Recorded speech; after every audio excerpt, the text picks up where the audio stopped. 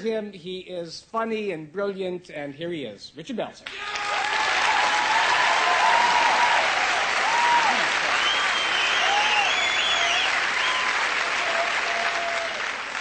Thank you, Rabbi. I want to thank the congregation.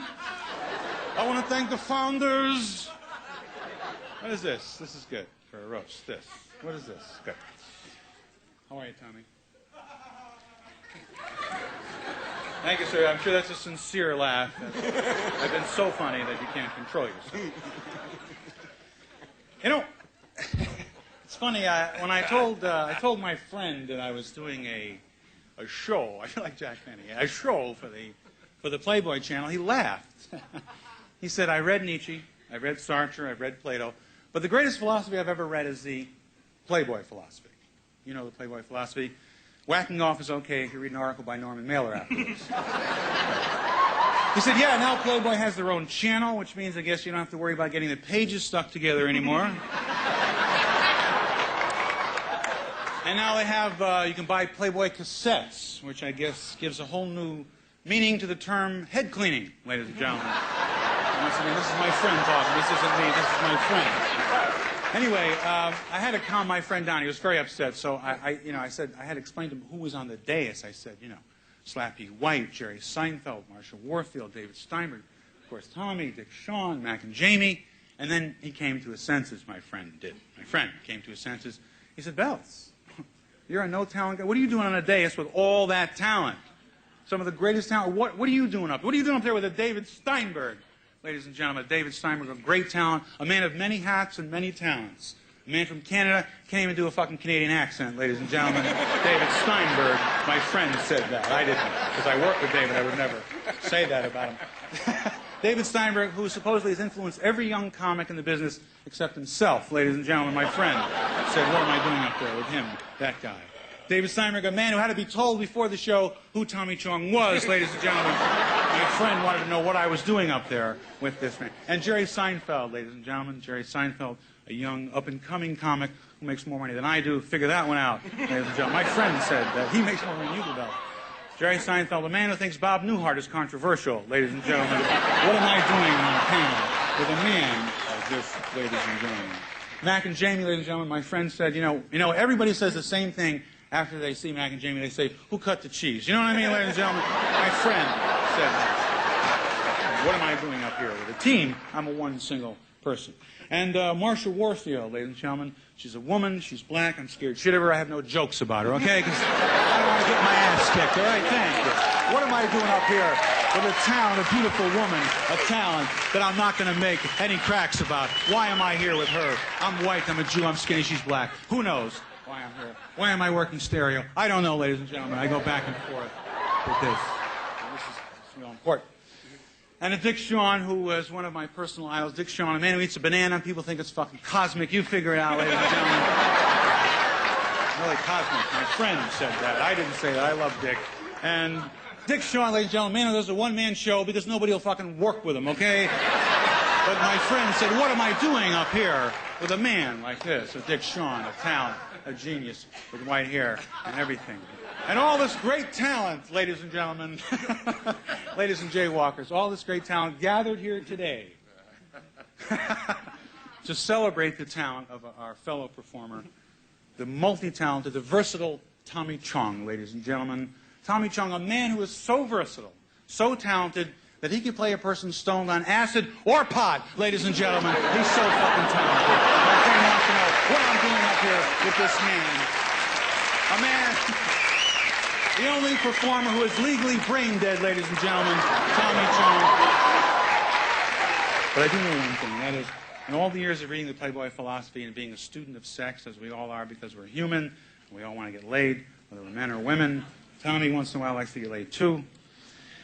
But maybe that's absolutely true. I don't know. But I'm just presuming. But I think there should be an article about not just humans, but Playboy should cover other species in nature. And I want to nominate for the best piece of ass in nature. It has to be the praying mantis. Now, bear me out on that, ladies and gentlemen. I'll explain to you why. It's in keeping with the Playboy philosophy.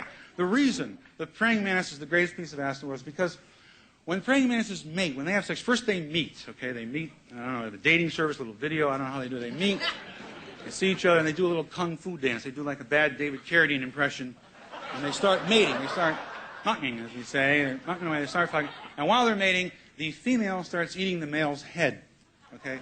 Now, let me clarify this. She's not giving him head, ladies and gentlemen. She's eating his head, okay? She literally eats his head. First thing she does is bite his thorax, which releases all his sexual inhibition, and he starts fucking faster. He figures, I'm going to die. Let me get as much pussy as I can. So he just starts fucking like crazy. The male praying mantis. And the female eats his whole body. She eats his head, his neck, his throat, his stomach, his everything, his legs. The last thing that's left is this membrane encasing his genitals. She eats that, and there's just this dick in space left going fucking. She eats that. He disappeared. She's pregnant. Now that's a great piece of ass, ladies and gentlemen. If you don't exist after you got laid, you know you've had some serious pussy. You know what I'm saying? That's why there's no praying mantis singles bars, because you can't go in and brag you got laid, you wouldn't fucking be there. You know what I'm saying? Thank you very much, ladies and gentlemen. Tommy Chong. My friend wants to know what I'm doing here.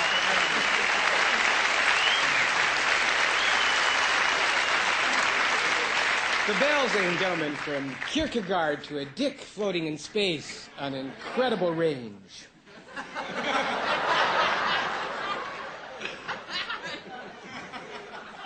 And now we come to Marsha Warfield, this record-breaking moment. Marsha has been making audiences laugh in every branch of our business lately, in TV films, in concerts, in nightclubs. Especially outstanding have been her appearances with Richard Pryor. She's really up and coming, and she's quite sensational. I, of course, remember her as the person who broke Gary Coleman's cherry, but that's another story. I don't even want to get into it. Ladies and gentlemen, welcome, please, Marsha Warfield.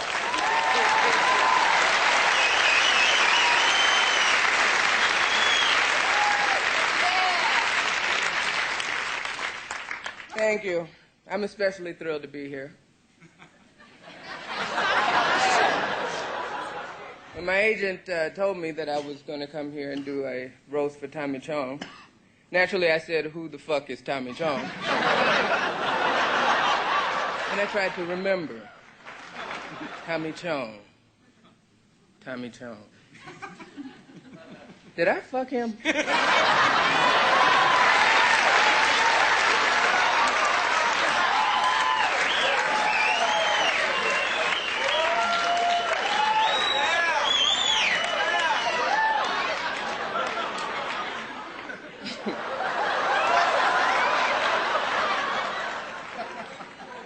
And I couldn't remember. So I probably did.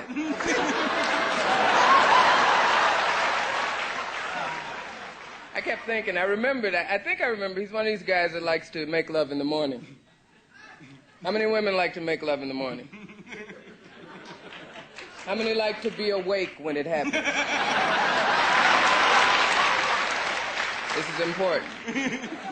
It's better than somebody poking you in the butt at 6 a.m.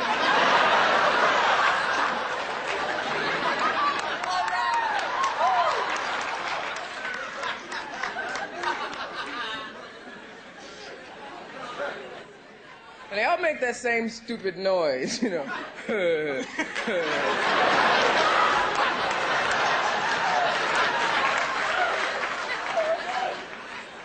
Go back to sleep. Better yet, go pee.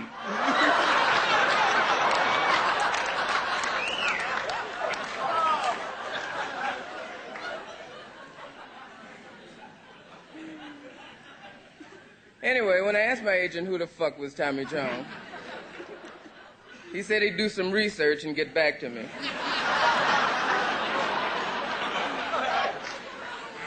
So when he called, he told me he was the guy who rolled those joints for Cheech in the movie. So now we get to the important question. Where the fuck is Cheech?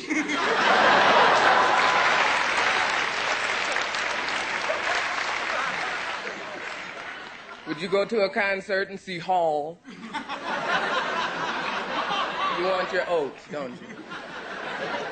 Where the fuck is Cheech? I guess he's getting back at him. Cheech did that video. Of course, Tommy sat at home going, fuck him.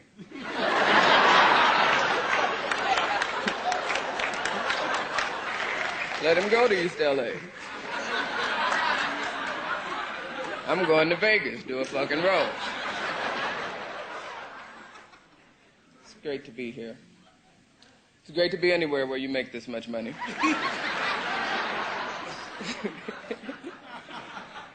Because, of course, you know, women love money. We will do anything for money.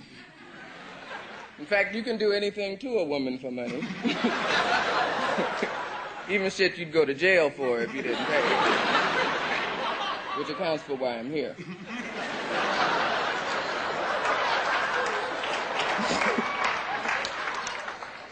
I also asked my agent were there going to be any black people here. He asked me, did Slappy White count?